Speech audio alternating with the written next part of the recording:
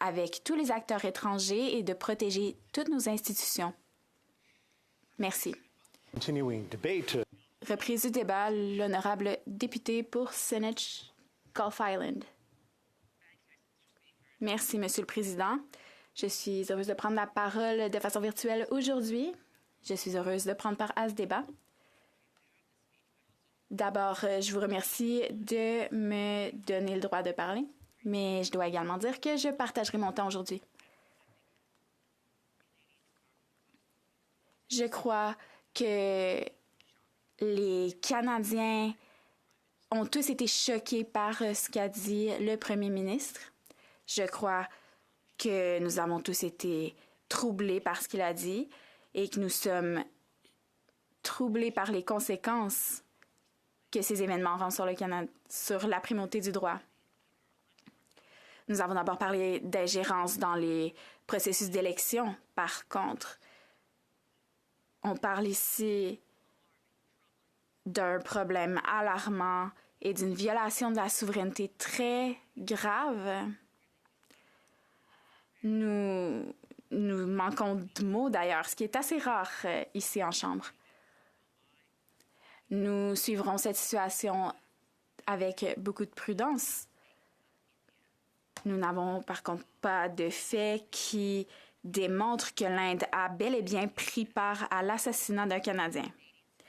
Le Premier ministre a dit que les agences de sécurité canadiennes ont reçu des allégations très crédibles concernant des liens potentiels entre le gouvernement indien et l'assassinat d'un citoyen canadien, c'est-à-dire Hardeep Singh Nijjar. Nous savons, il y a certains éléments du discours du Premier ministre dont nous pouvons parler puisque nous avons des faits. J'aimerais partager mes plus sincères condoléances avec la famille de la victime. Nous avons parlé avec les médias. Par contre, nous avons également appris que son père n'était pas au courant que la vie de son fils pouvait être en danger. Je tiens à m'excuser, mais nous avons perdu le son de l'honorable député. Nous ne pouvons pas vous entendre. Pouvez-vous m'entendre maintenant? Oui. Je ne sais pas ce qui s'est passé. Combien de temps me reste-t-il? Quelques secondes. Il vous reste 2 minutes et 45 secondes.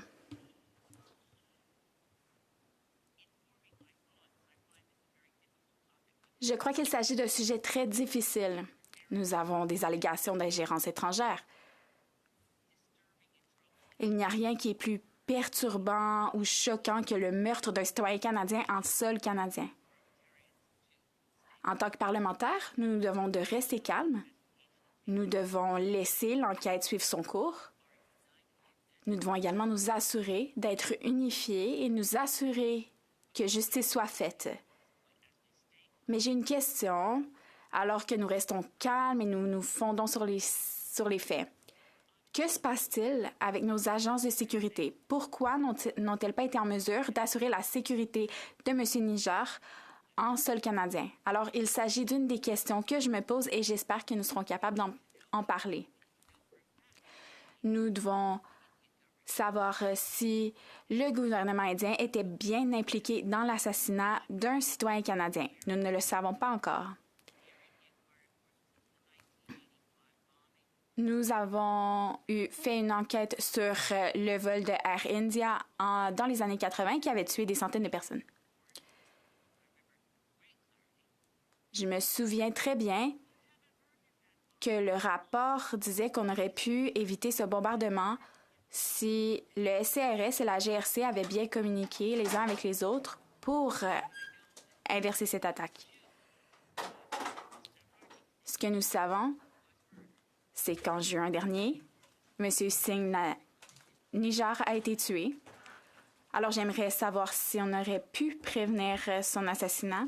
Je voudrais savoir si les agences ont communiqué entre elles, quelles étapes ont été suivies.